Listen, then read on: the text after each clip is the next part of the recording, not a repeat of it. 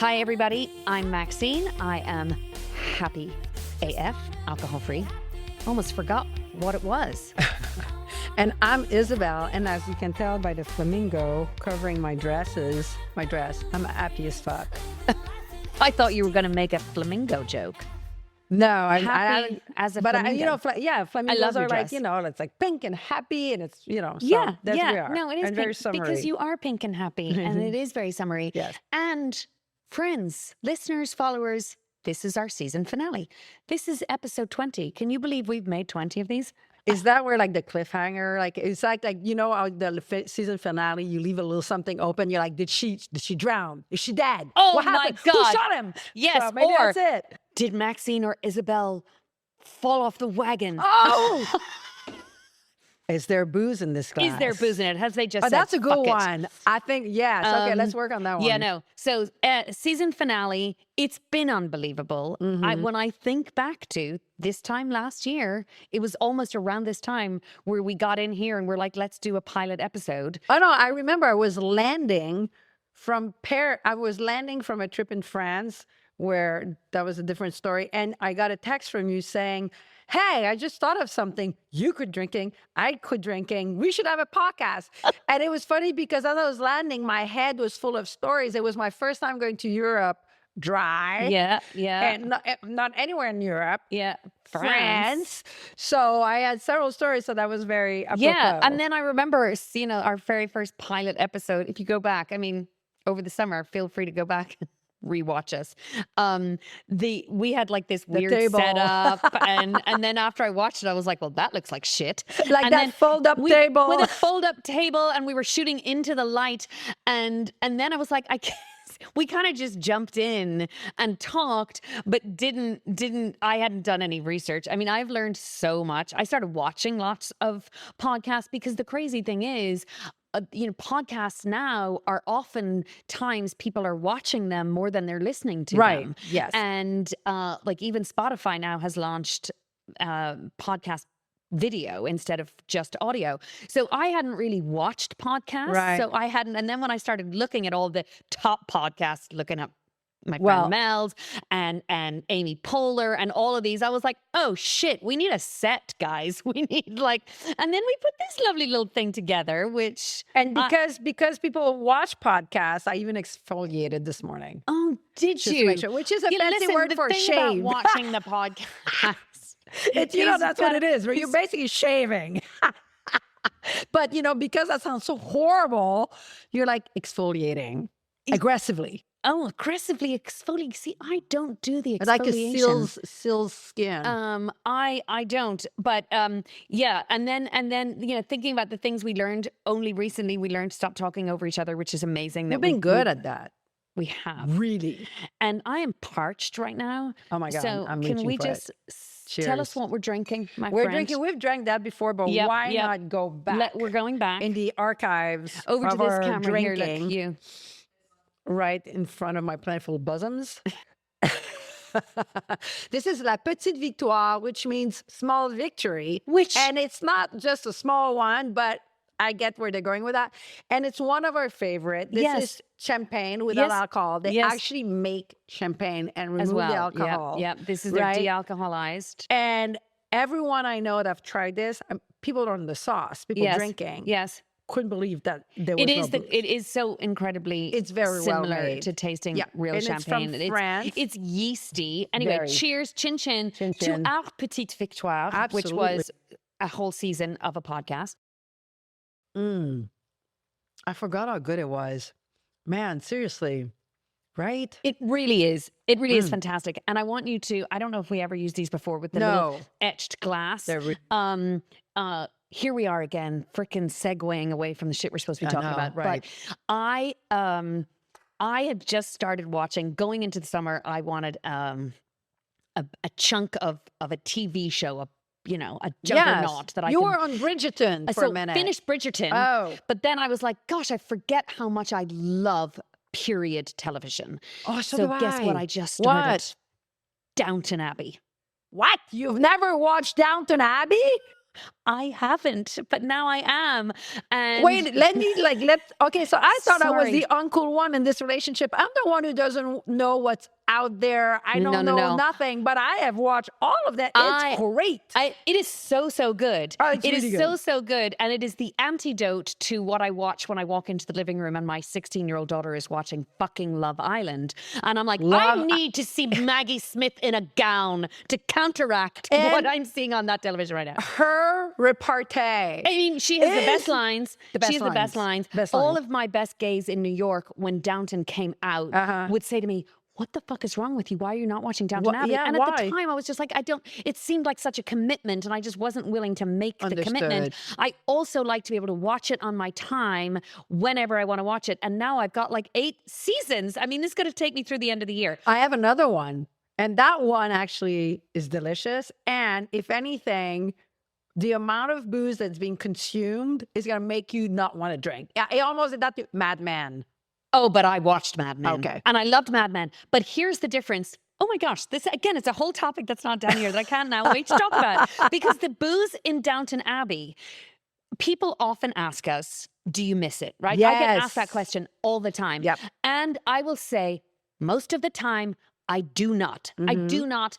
And anytime I do, I think about how fucking amazing I feel. I would never trade it for a million years, right? Completely set with that But there feeling. are times, But right? Like there are. a So 5%. watching Downton Abbey Yes, tell me. has made me have a little FOMO because How? I realized. So I'm watching it last night, and they're sitting down with their little petite glasses. Yes. And honestly, when I sat down and psychoanalyzed it with myself, I was like, do you miss what's in the glass, or do you miss the glass?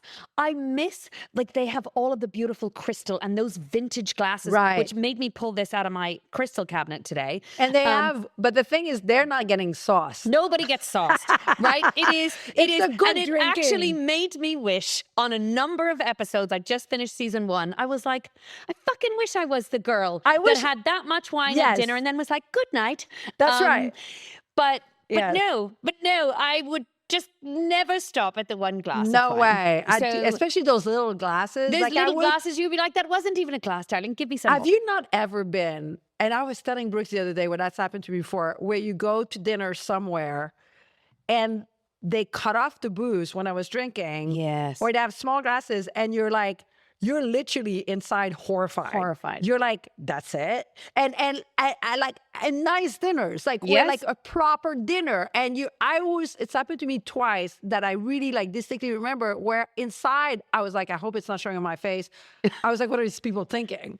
Yeah. And I remember maybe we were like 8 and maybe there was 5 bottles of wine and I was like, who are these people? Like, who does that? Like, 5 bottles of wine for me is cocktail hour if you're 8. Like, you haven't even sat down for dinner yet, Yeah, right? yeah. Or they give you these tiny little cute glasses like at Downton Abbey. Yes. And then I make sure that you're the only one refilling fucking constantly. I mean, and I am, as a hostess as well, Andrew will absolutely back me up on this. And I'm still that way when Right. people come to my house, even when I'm not drinking. I hate people having an empty glass. Right. I don't know why. It annoys me. And when I used to be somewhere in someone else's house, I would never have the balls to break etiquette and go and get the wine for myself. Oh. I would never do it. So I would sit there seething and be like, nobody see my glass is empty. And every now and again, I would say to Andrew, why don't you go get the bottle of wine? That's Wine so in my glass. funny. But the ends of those, or if you're at places where it's like wrapped up before you were ready Yes. to be done, or the restaurant is like the bar is closed, that always for me led to, well, I know there are other places where I can go and But get I'm alcohol talking- now, and then it's nightcap time. I And then mean- it's downhill. from there. Yes, but I'm talking like in people's homes where they're like, Oh, right, okay, like right. anyone wants a coffee, and you're like, are you fucking Coffee? kidding me? I've had like 3 glasses of wine. Like, I like that's it.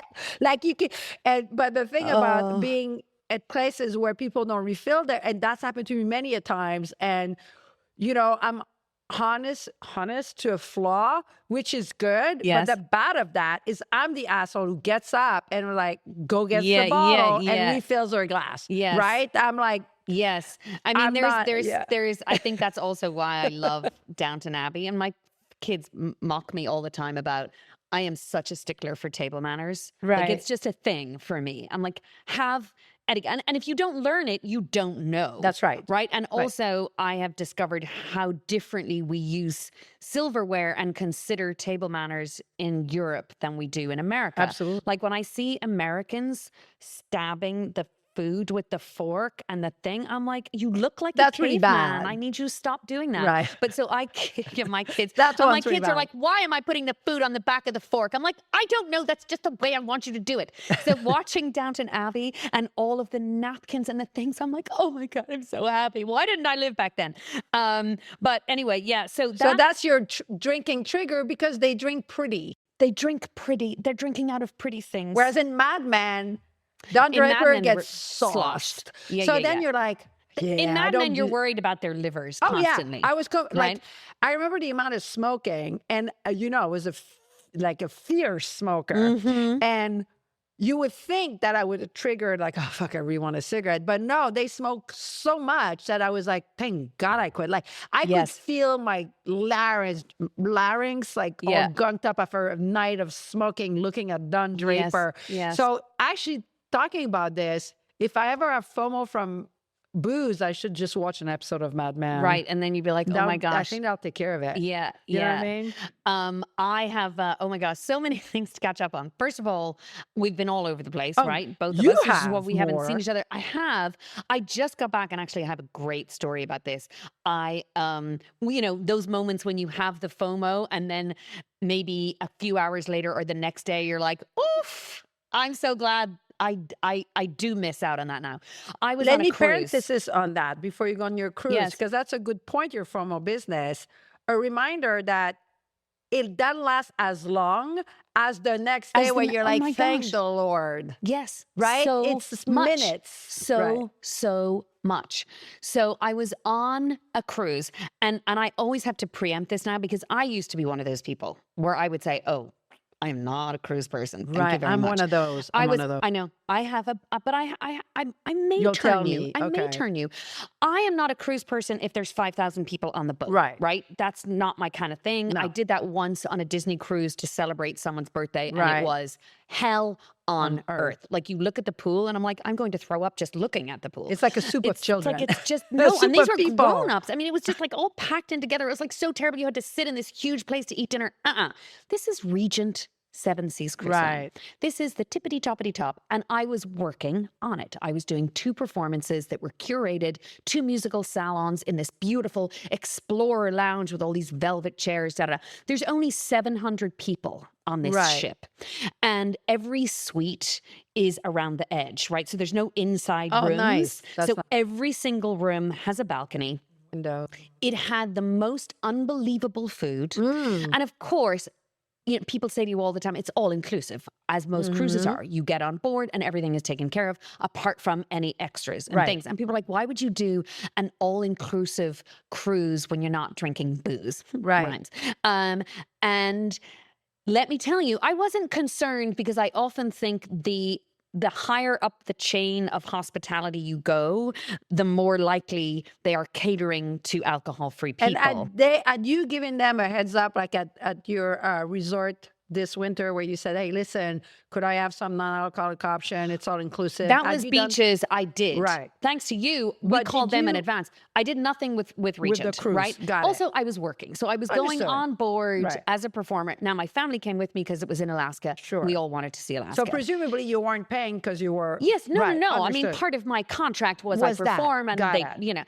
but the non-alcoholic options were No. incredible. You're kidding. Incredible. Even non-alcoholic Everything. wines. Champagne. What? White champagne poured at dinner, white wine. And once the first night I sat down and said I was alcohol free, my in-laws are also alcohol free They now. are? Yes, yes. They listened to this podcast and they stopped drinking. Oh no! What do you mean, no? I didn't know that. Oh, yes. We actually are influencers. Oh shit! We are influencers. Shut up. We are Boob up. atheist influencers. Wow.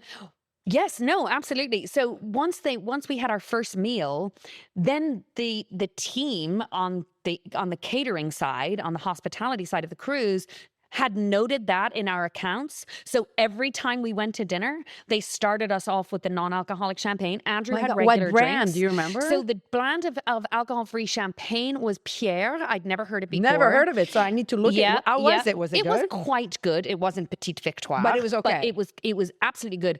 Their Chardonnay was, What was it? fantastic. Okay, what was it? Same brand. Wait, Same brand. I don't so know clearly that they have a brand. contract with Regent that they supply the alcohol-free liquor on Called board. Pierre. Pierre, I'm gonna as Google in it. the French name. Yes. And they had another. Oh gosh, I'm going to do a post about it because What was the red? The red was, we've seen it. It's got the beautiful flowers on the bottle. Is it called Luminara? No. I'll have to look it up. Okay. But I'm going to do a social media post about it because they really did an amazing job. But on top of that, every single cocktail, I mean, there's restaurants. One of the restaurants was called Pacific Rim, and it was like Nobu. Like it was Asian fusion. It was so delicious. But their main observatory lounge has a mixologist. And every night he was like, what do you want? And he made me a different alcohol-free drink at any moment I wanted. Wow. He was like, even if the mocktails, if there's something on there that you don't want, tell me what you do want and I'll make it for you. So they had one drink, their alcohol drink was called Navigator, and he made me an alcohol-free one with Lyre's alcohol-free gin. I love It was that. like a gimlet. No. And in the beautiful glass, and me sitting, they had an alcohol-free spritz that was, I don't know if it was made with Wilfred's, but it was so delicious. So it was incredible. The alcohol-free experience on board this ship was amazing. The food was amazing. The staff were amazing.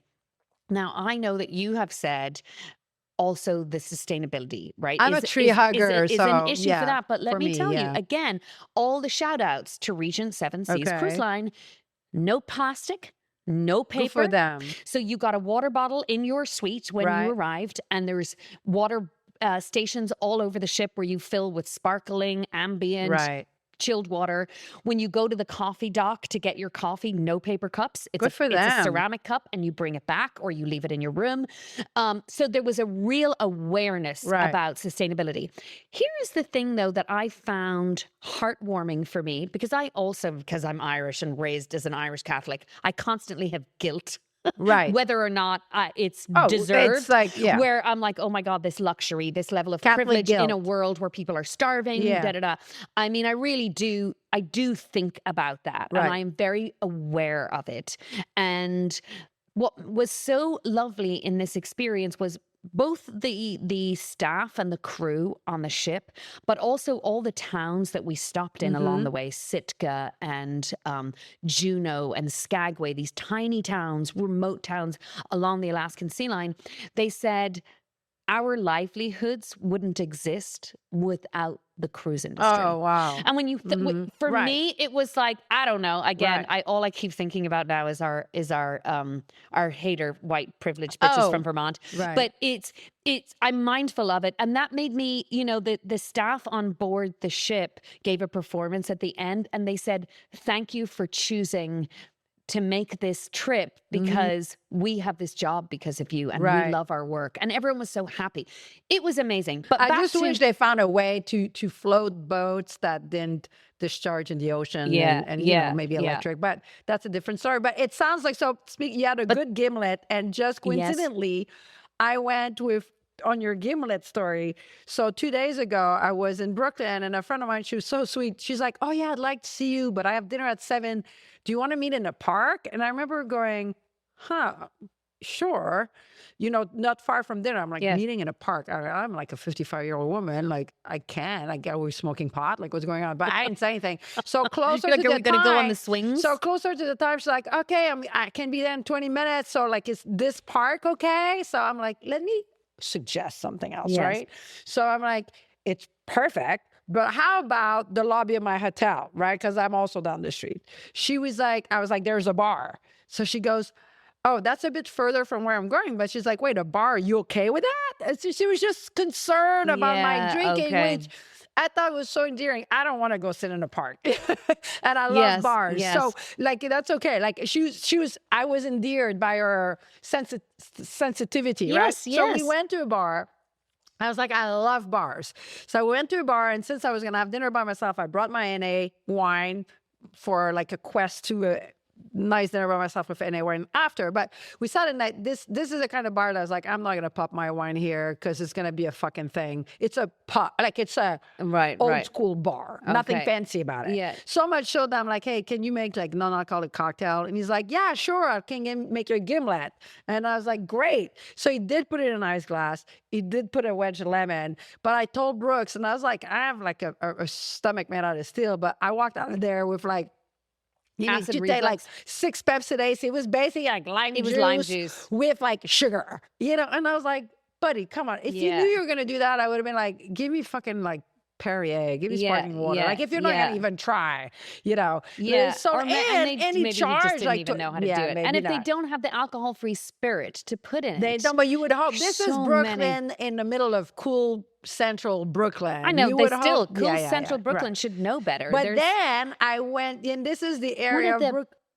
the most famous bars, alcohol-free bars in New York is in Brooklyn. That's which one is that? I can't remember the Oh name yeah, of it right I now. know. That's true. And then on my way home, I've tried. This is the area where I used to live, and a couple of places will let me drink my stuff, and a couple of places was like, no problem, we'll charge you $55 corking fee, which is absolutely ridiculous. Outrageous. Especially that those places, Yeah. the food's not that expensive, right? Yeah. So I tried my hand at a French place called Chez Moi, right?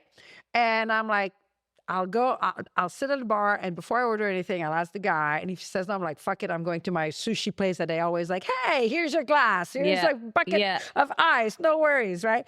So being French, I'm like, they're going to be obnoxious about it. So I come in, I'm like, listen, I have a weird ask before I have dinner. I have my non-alcoholic wine. Is it okay if I drink it here? I'm willing to pay a corking fee as long as it's reasonable. And the guy's like, yeah, no. I'm like, all right. He's like, no corking fee. I'm like, oh, okay. So no problem. Right. Let me drink.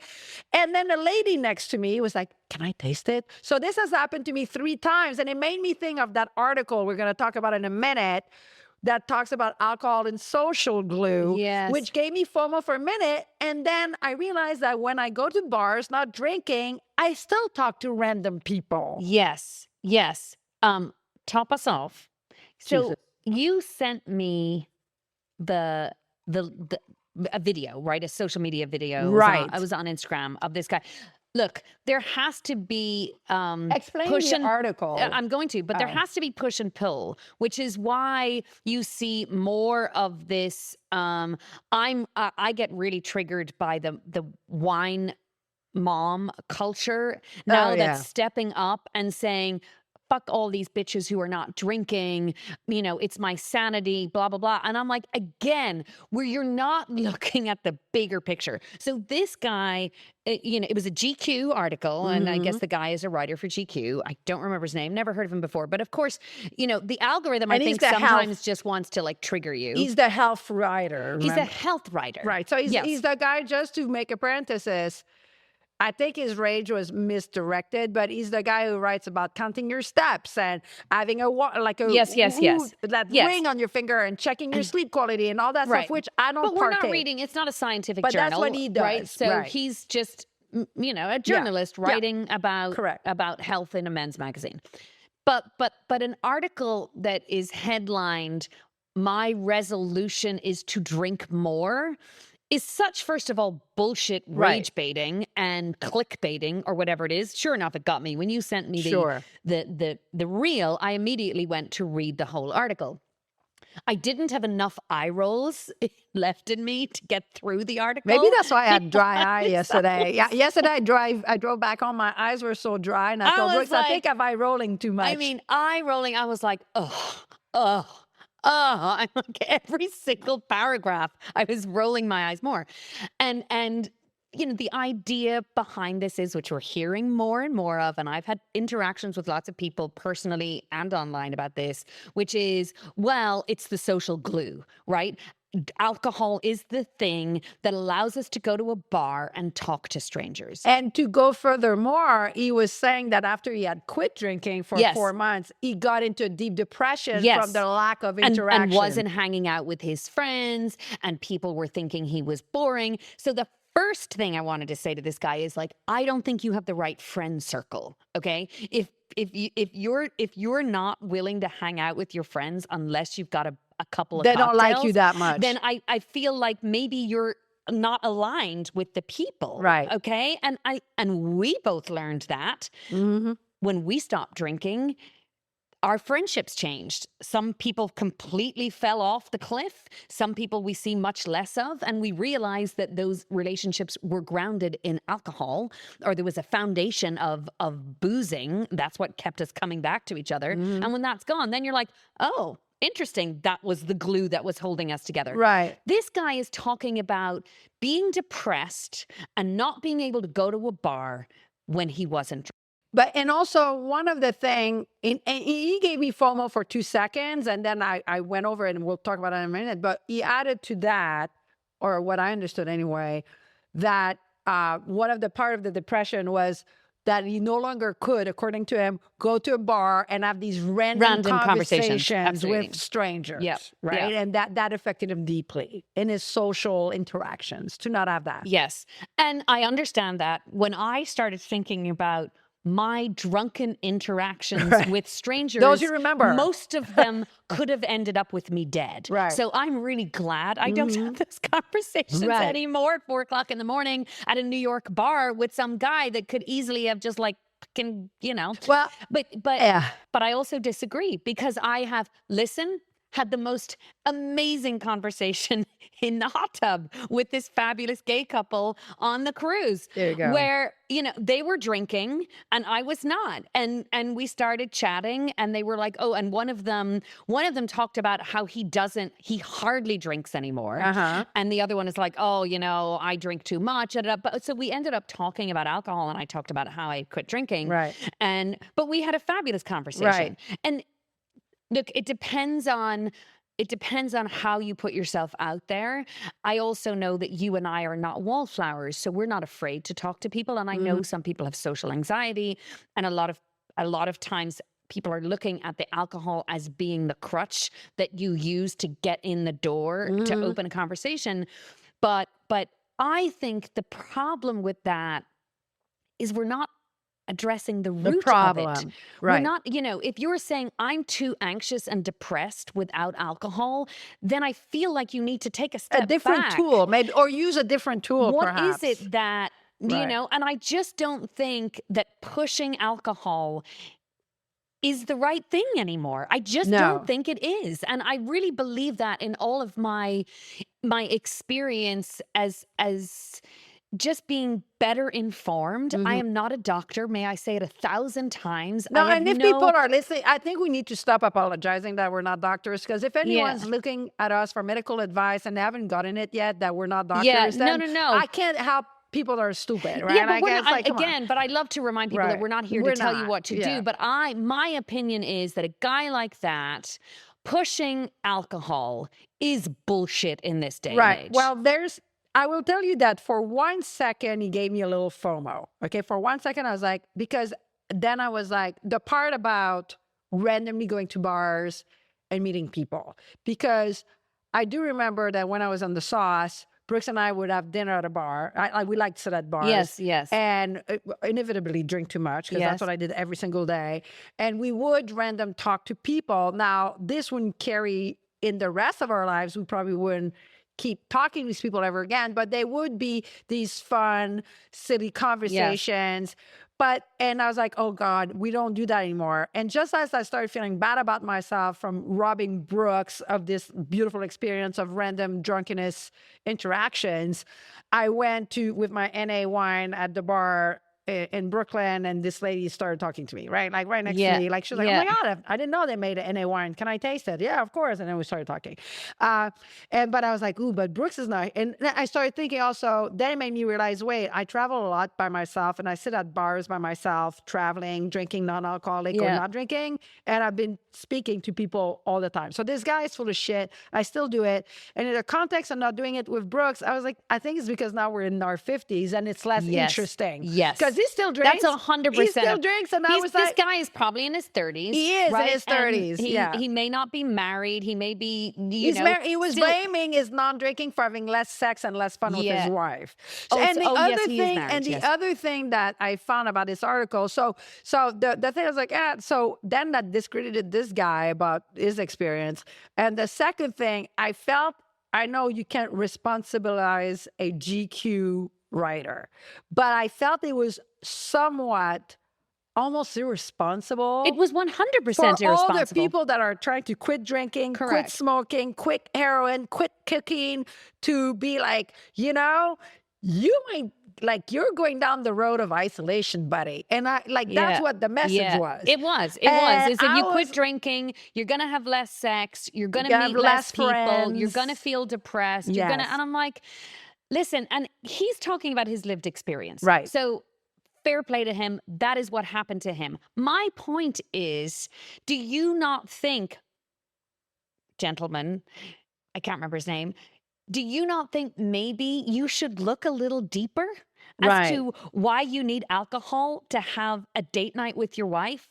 Maybe look a little deeper as to why you're not seeing your friends on those 3 months that you weren't drinking. And the thing Like, that, I feel like he's not addressing the bigger issue. right. And the thing that I thought was interesting that helped me with the, like, I had a knee jerk FOMO reaction, right? Mhm. It's a knee jerk because that's been always one of my fear. Okay, I'm not going to be fun. Yeah, That's my yeah, fear, right? yeah, And but yeah. that's true. When I quit smoking, I was afraid of that. That's like my Yeah. thing. So that went straight to that. Yeah. But one other thing that made me realize maybe his article was a little bit of bullshit and clickbait, like you're saying. He made that, for instance, got me. He goes, and you know, when I was playing pool sobers and pubs, I realized I don't even like playing pool. He just likes it drunk. So, well, maybe why are you doing? So basically, It's wait, like there was so you're many- doing something Yeah, drunk yeah. that you usually wouldn't like doing, and Yeah. that's a good thing. Yeah, I actually really wanted to say to this guy, I want you to sit down with a therapist. I want you to sit down and tell someone all of these things, and maybe you're going to uncover things like, I hate pool. And by the way, the other thing too, this guy's a health writer. And the other good thing about drinking that he was mentioning is if they have enough fun, sometimes they'll even have a couple of cigarettes. And I was like, wait, now everybody agrees that there's Yes. no Yes. qualities on having a cigarette. There's no positive. But all of a sudden, that's the hallmark of Yeah. having a good evening. Yeah. You're drinking Yeah. and smoking. So now where does you're it stop? And you're like, and if you're having a couple of cigarettes, a couple of lines of Coke's not but going to hurt because anybody the either. Coke is Yeah. the way to be able to drink more too. So I'm like, oh, wait a minute. So Yeah, but yeah. I'm glad I read the whole article, because when I just read the snippet on Instagram, I had that knee-jerk FOMO. Yeah, And then when yeah. I read the whole article, I was like, wait a minute. That's what happened to me too. I This was guy's like, an asshole. the Instagram reel made me angry, but then when I went to read it, I was like, oh, all right, listen, whatever. This Yeah, guy. it was clickbait. But it is a hot topic, because it is often, most people in the world now, unless you are refusing to listen to the information, the scientific evidence, everybody accepts that there is zero health benefits to consuming alcohol. And this guy Zero. agreed with that. But Yes. what he was saying is that, and he even went as far as getting an anthropologist to verify Yes. his theories. Yeah, I've seen those too. That alcohol help emotionally connect with other humans, Yes. right? So, and because there was something to be said about doing something together that's dangerous and bad for you, that makes it that you're like, okay, so we're like kind of like saying we're going to cross the fire together. So all of a sudden you and I are more bonded because we're doing something very risky together, Yeah. right? So that was the theory. So I was like, okay, so basically if I want to have true human interaction, I need to do something very dangerous with that person. So I guess you could drink, or you could do something else dangerous and go fucking skydiving. I don't know. Right. You know what I mean? That's like, has no health consequences. You're not going to get in your car, kill unless you're somebody, dead. and you're not going to get addicted, right? Yeah, So, yeah. but anyways, like it was very wonky science. No, but like I'm saying, is that it is a hot topic, and it's something that people use as an argument all the time. So even if people accept, as most of us do, that it has now been proven that it is bad for you, any Right. quantity of it. There was another reel that we shared with each other the other day, which was zero alcohol is what is now recommended, right? From a physical Aspect. health standpoint. The argument now, when people have to accept that it is a carcinogenic and you shouldn't consume it, now they're saying, yes, but these other health benefits should not be ruled out. And I that's get that. bullshit. Your social emotional health Right. is really important. But my point is, if your social emotional health is dependent on you having alcohol, then I think there's other things that you need to explore. That's true. And That's it. that's absolutely true. And what I like, there's this lady doctor, I forget her name. She's amazing. She's an addiction specialist. She's a physical doctor. I forget. She has a PhD in all kinds of things, but she's great. And We're she's been really bad at knowing name. She's been the on names of Mel's things. podcast and other podcasts, but I love what she said because then like we're not being extremists, like we haven't joined a sect where like alcohol is the devil, okay? No. And this person just explains in layman's term, alcohol like you are, that it is nothing good for you and blah, blah, blah. And then she does say, she's like, listen, every behavior of risk, right? If you go downhill skiing, there's a risk associated to that. You go If horse riding, you go skydiving. Right. Yep. Those things have risk. But the difference with alcohol, she's like, those things, like if we go paragliding, we know there's a risk. And we accept it because the fun of paragliding, we're like, I'll sign up for that. Downhill skiing, I'm a skier, same thing. I'll sign up. I can break a leg, I know that, but I'll sign up for it, right? Don't want to live in a bubble. She's like, same with alcohol. Yes. There's a risk. And if you choose to do it, it's okay. So she's like, the people that are like, they feel that, like science now is saying 2 glasses of wine a week is neutral, doesn't do anything to your health. You're not really hurting your physicality with 2 glasses of wine a week. Okay. But no, I think they've debunked that now too. I've heard it both ways, but think about it. 2 glasses of wine a week. If I could drink 2 glasses of wine a week without just wanting more, I would just see the positive. I'd be like, enjoy. It'd be like skiing. Yeah. There's a risk, but it's so little. Yeah. Screw it.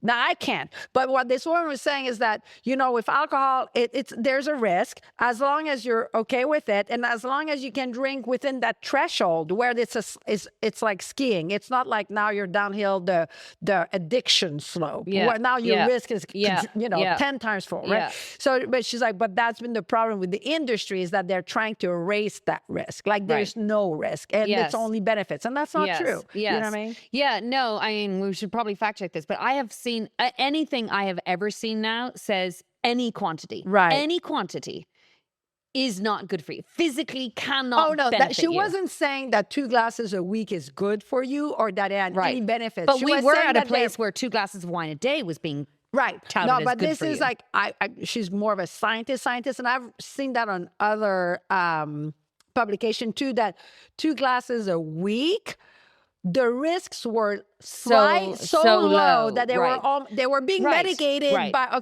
the real thing is it was being medicated with good diet, exercising. If you were doing all the good things and you had 2 glasses a week, it evened out. Kind of like you're downhill skiing, but you're wearing a helmet and you're not doing the double diamonds.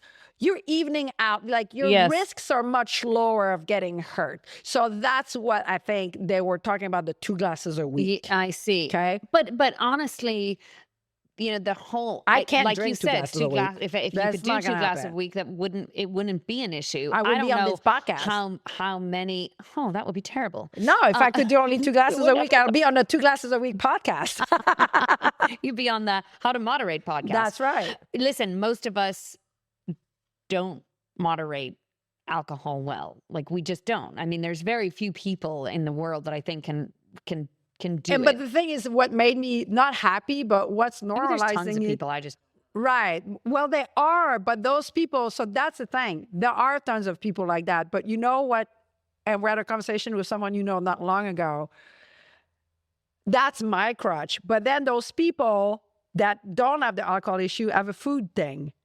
Right? Or a sweet tooth thing. So my mother, for instance, like the only way I can make it real for her is if I'm like, can you just have half a piece of cake? She's like, oh, no. She's like, I can, but then I'm just going to stare at it all night. I was like, okay, that's me with a glass of wine. I can have a glass of wine. Yes. I can. But I'm going to spend the rest of the evening suffering because I want more. Yeah. Do I want to spend the rest of the evening suffering? I really don't. It's just easier if I don't have any. No. So the thing is that now I'm realizing that my wine addiction, whatever you want to call it, is actually widespread. Other people, it's not wine, it's sweets or it's whatever else, right? That they have a hard time. Shopping, food, food is a big one. I've never had this issue. It's for me, I'm not hungry anymore. I stop eating. In our house, there's Brooks has a sweet tooth. There's ice cream. There's chocolate. There's everything. I'll have a piece of chocolate. I won't even finish it because it's not my thing. Yeah. Right. So my point is, like, the alcohol thing is part of a much broader conversation. It's what is your dopamine Yes. trigger? Yeah. Yeah. And how do you live with that? Is Yeah. really what it is. You know what I No, mean? it's absolutely the bigger question. Right. It's just like, why are you reliant on this thing to make you feel good, or make you feel like you can do all of these things only if you have it? I mean, the point that you made there is one of my favorite benefits to not drinking anymore, because I did have massive periods of my life where I wasn't binge drinking. Right. But I spent a lot of time thinking about it. I God, talk about yes. the times I spent thinking about drinking and then thinking about not. So what you're saying is that even though you weren't actively participating in the act of drinking, basically you were still wrapped up in alcohol because you just had it in your Constantly, brain all the time. And it's almost every day. Am I going to have a same. drink tonight? No, tonight I should not drink. Right. Bullshit. Why do I have to have that thought? Or on a Friday night, okay, I'm going out tonight. I'm going to have one drink before dinner. Then I'm only going to share the wine. Then I'm not going to have a night. Thinking, Oh my God. thinking, Right? Yes. exhausting. For me, and like you said, there's probably tons and tons of people who never think about it. They go there and they have a drink and they leave. That's it. But there is a massive amount of people that I know, and that clearly we know from this Right. podcast, who have these problems. And you know what makes it difficult? And maybe I talked about this on this podcast before. I don't know. But those thoughts you're talking about, we weren't carrying them outwards. So people don't realize. Yes. So they'll tend to be not malintentioned, but be like, are you sure you couldn't just have a glass? I mean, I've never seen you drunk, Isabelle, but they don't know the amount, how many times I Yeah. set out for a glass and I ended up drinking a bottle and a half. How many times I was like, okay, Monday I'm not drinking. And all of Sunday, I was like, how am I going to do that? And by Monday at noon, I was like, fuck that. And they don't know that I started drinking at 2 p.m. Yeah. and worked at the same Yeah. time. Yeah. Because I wouldn't have lied about it, but nobody was asking. Right? So, and that's like, at first I was like, why are people like insisting that I could moderate? I'm like, because, and then I realized because not they inside weren't in your our head. head. They don't know these battles like you're talking about. It's so true. It's so true. And that internal battle, I come back to that statement that I told you my aunt made many years ago. right. If you ask the question of yourself, am I drinking too much? The answer is yes. Right. There's, that it's such a simple litmus test for what role alcohol plays in your life. Right. If you think you need to moderate, the answer is you have a relationship with that substance that's not good. Yeah. And the thing that I find a little bit more difficult about quitting alcohol than I would imagine would be moderating food or something, which I never had to do, but is that people understand if you're like, oh, you know what, I'm trying to lose 10 pounds, or if I have sweets, like I don't see the bottom of it. Like people understand and they'll respect that. Yes. Whereas I feel as though there's still a stigma around not drinking, not like it's way more accepted, but there's still a stigma like this article. You would never see an article, I don't think, of someone that said, I went to lose 10 pounds and that's bullshit. I'm getting off the GLP-1. I'm having anything I want to eat. I was far happier when I was 100 pounds heavy. Like they wouldn't publish that. Or would they? I mean, I don't No, know. I don't think so. It's every single one of these topics is so loaded and polarized, when at the end of the day, when people say to me, oh, so would you just like a world to be alcohol free? I'm like, no, absolutely not. And my husband still drinks. So many of my friends drink alcohol. I have no problem with it. Right. But what I'm saying is I know how I feel. I know what now, almost 2 years without it in my life, I know the positives. I know the benefit of it. And it's really interesting. I wish I could find the clip where someone, it was on one of those sobriety podcasts and, or TV show. It was on Instagram. Right. And the guy was saying he'd been sober for 15, 20 years.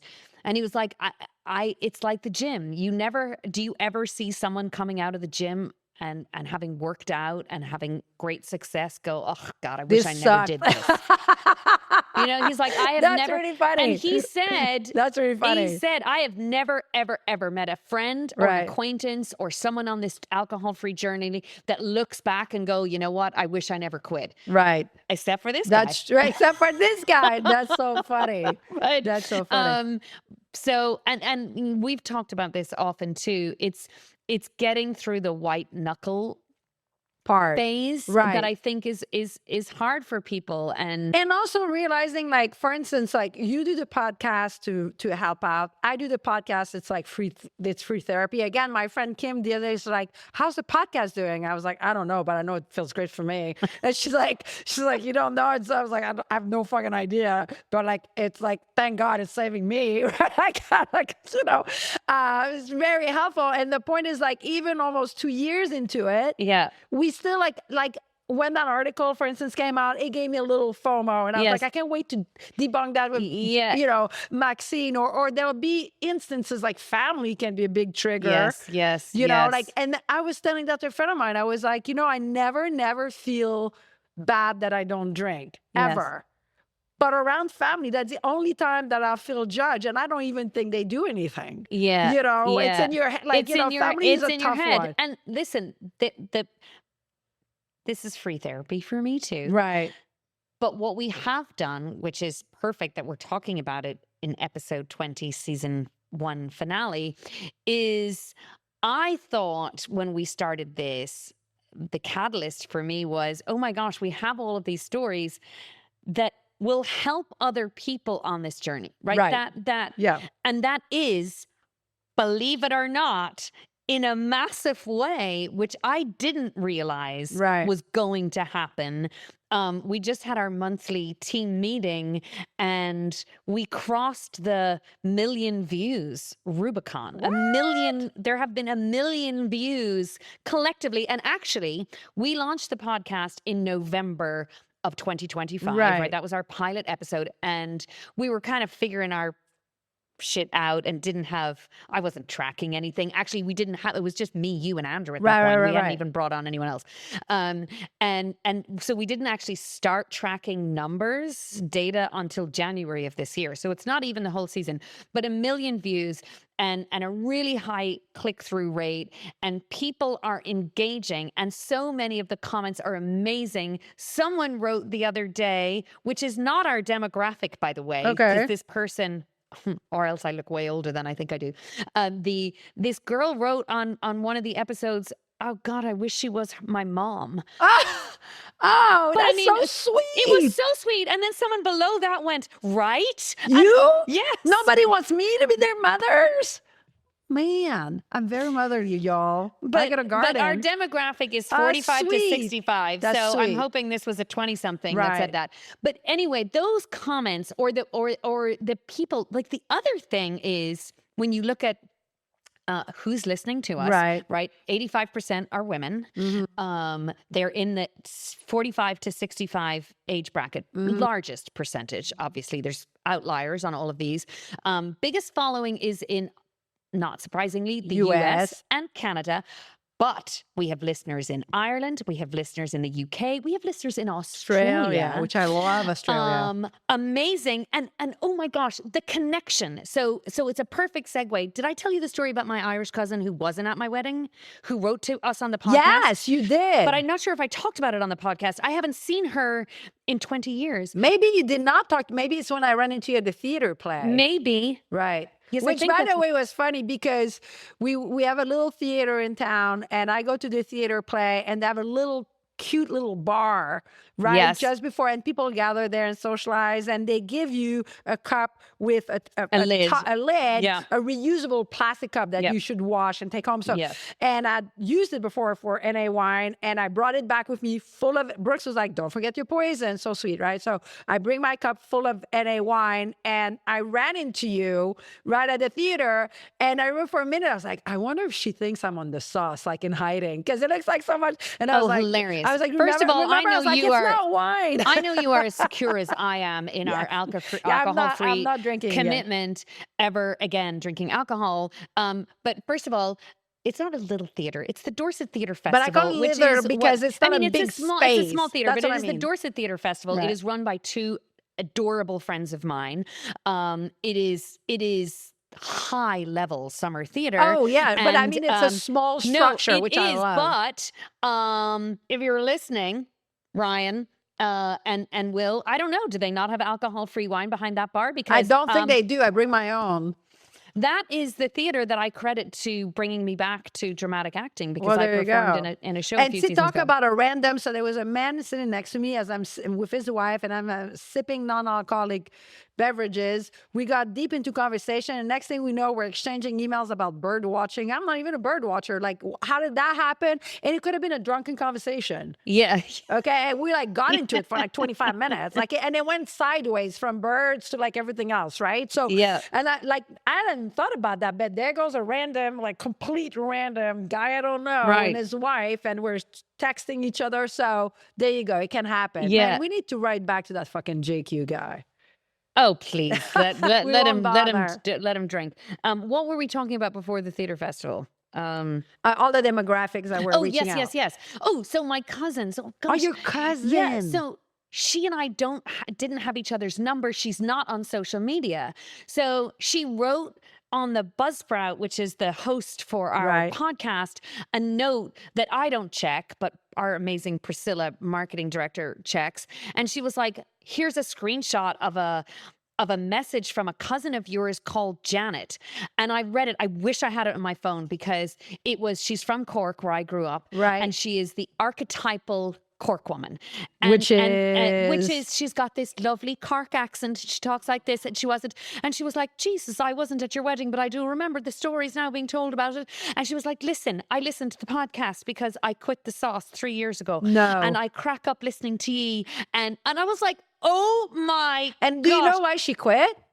She was like, and I quote, I had to quit the fucking sauce now because it was going to kill me.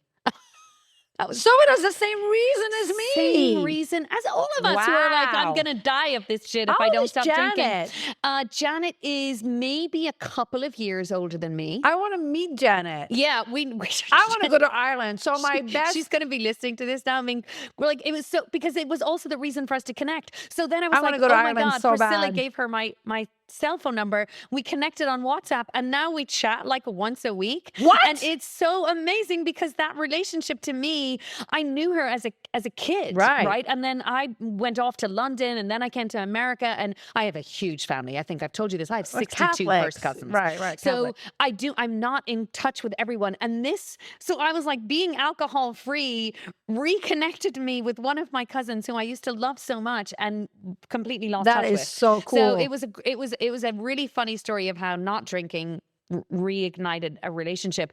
And that's not the only one. Like, I've bumped into people recently who have either said, oh my God, I also quit a year ago, or I also just, or people who are like, yeah, I try now to only drink on special occasions, or blah, blah. It's funny you'd say that, because I'd have to ask her, so I don't want to put words in her mouth, but there's a friend of mine who is not a healer, but she's an acupuncturist. She works with essential oil. She's a healer, I would say, like, or body worker, like someone who works with, and she works with energy and all that. Yeah. She's really, really good, like one of the best one I know.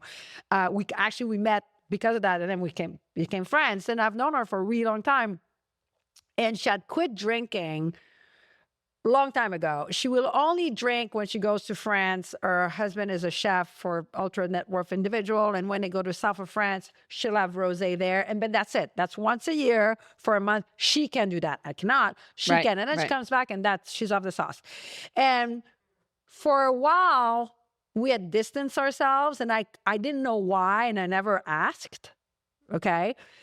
I just felt there was a reticence to hang out with me, but I figured I'd let it ride. And then I moved to Vermont. And so she found out, she's like, let's have, a lunch. So, since you're moving out of Brooklyn, I'd like to find out why you're going to Vermont, all that. So we did. I was still drinking. And that kind of rekindled it a little bit. But then when I quit drinking, I feel as though it really rekindled. And I wonder if, I might ask her, I wonder if there wasn't a little bit of, Yeah. she's doing energy work, she's off the sauce, and I was drinking heavily. Yeah. Like, yeah. you know, we'd go out to dinner, I'd be having 4 glasses of wine at least. And Yeah. that's after I've already Cocktail had hour. wines at home, right? And I think they might, I was feeling a disconnect. And now Yes. that I'm not drinking anymore, I'm like, shit, I think that might have been part of the disconnect anyway. Yeah. You know what I mean? Yeah. So it does rekindle friendship. No, it does. And we've, to go back to, as we wrap up this episode, the motivation to keep going, because it's a lot. This has been a huge undertaking, and it took on a massive life that I was not prepared for, either schedule wise or all of the things that we had to learn. But every time we get a comment from someone somewhere in the world that says they enjoy it, or they love listening to us, or we made them laugh, or we made them feel part of a community. Community Right. is everything Yeah. as human beings, right? And the fact that we are building this community means everything to me. And it means that during this period that we're off, we're not off, but we're not filming new episodes over the next couple of months, is we're going to continue to build the community in different Sure. ways. Yeah, yeah. So here's to our listeners. What we need from you is, while we're away, first of all, follow us on all of our socials, because that's where we're getting all of our new listeners from. They see a clip and then they're like, oh, I would love to listen to the rest of that, Right. or I would love to watch the rest of that. So you can find us on YouTube. You can subscribe to us. We would love you to do that. Follow us on Instagram, Facebook, TikTok. We're on all of those platforms. Of course, you can listen to us traditionally like a podcast on Spotify or Apple Podcasts. But our website, which is happyafpodcast.com, that's where this summer we're going to do a questionnaire, because we want to know, what should we do differently next Right. year. We're definitely going to be launching a guest program. So we'd love to know who you'd love to have us talk to on the show. We've got a couple of really exciting guests coming in for season 2. We're going to be working with partners for Liquid Joy, but we want to know from our listeners what you loved, what you hated, and share that with us. So you can do that on the podcast, and we're going to be launching a newsletter. So it'll be a monthly newsletter that talks about everything that we're doing and guests, and you'll have links to the Liquid Joy. We're going to share photos throughout the summer Right. of things that we're doing. So that's happyafpodcast.com. That's it. This has been amazing. It is. It's been a really fun experience.